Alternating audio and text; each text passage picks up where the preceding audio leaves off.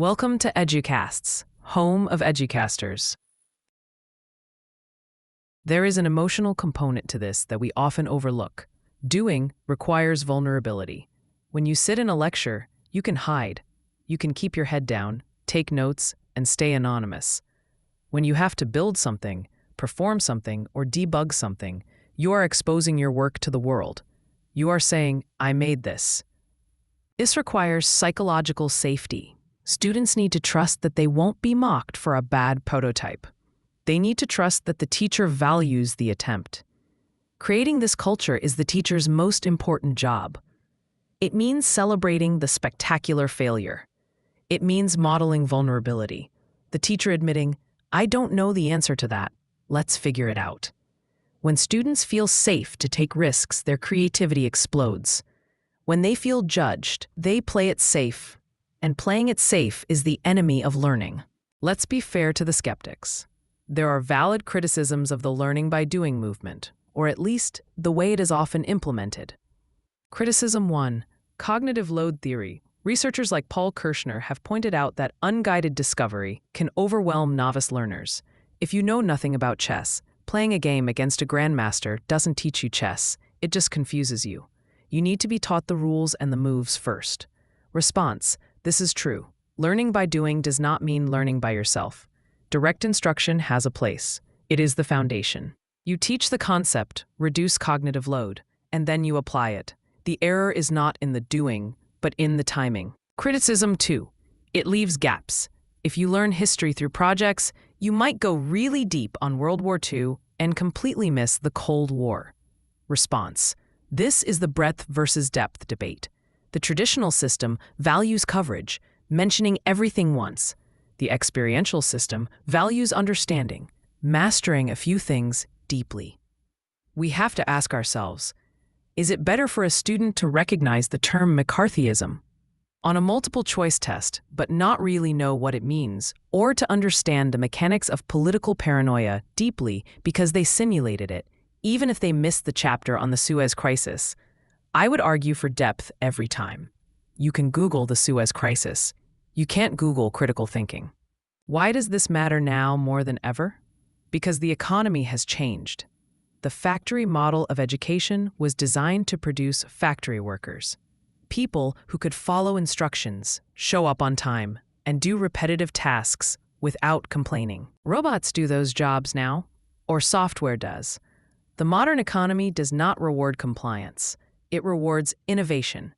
It rewards the ability to look at a problem, prototype a solution, fail, fix it, and ship it. Google doesn't care if you have the syntax of Python memorized. The IDE will correct your syntax.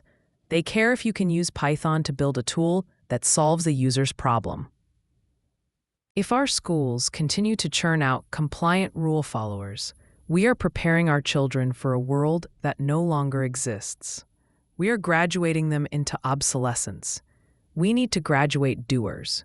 We need to graduate young people who look at a broken system and think, "I can fix that," rather than, "I wonder who is in charge of fixing that." So, where do we go from here? To the teachers. Start small. You don't have to tear up your syllabus tomorrow. Pick one unit, one lesson. How can you take it off the page? How can you put a tool in their hands? Ask yourself, what is the verb in this lesson? If the verb is listen or watch, try to change it to build, debate, measure, or design. Be patient with yourself. It will be messy. The first time you try a simulation, it might flop. That's your own productive struggle. To the parents, stop asking, "What did you get on the test?" Start asking, "What did you make today?" Or, "What problem did you solve?" Value the messy projects. Understand that your child coming home dirty or tired or full of stories about a failed experiment is a sign of a good day, not a wasted one. To the administrators, have your teachers' backs. When a parent calls complaining that their kid didn't have a worksheet to bring home, explain the pedagogy. When you walk into a classroom and it's loud and kids are moving, don't assume it's out of control. Look at what they are doing. Give teachers the resources, and more importantly, the permission to experiment. In the end, this boils down to the fundamental purpose of education: Are we filling buckets or are we lighting fires, to borrow from Yeats? There is a profound joy in doing.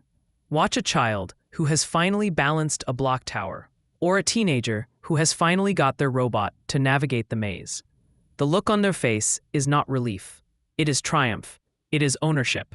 I did this. That sense of agency is the most precious gift we can give a student. It tells them that they are not just spectators in their own lives. It tells them that they have the power to manipulate the world, to change it, to build upon it. The learning by doing principle is not just about better test scores or deeper memory retention, though it offers both. It is about the human spirit. We are a species of makers. We are tool users. We are problem solvers. When we deny that nature in the classroom, we dim the lights. When we embrace it, when we let the sawdust fly and the arguments rage and the experiments fail, we turn the school into what it was always meant to be, a workshop for the future. The world doesn't need more people who can recite the instructions. It needs people who can build the house. Let's let them pick up the hammers.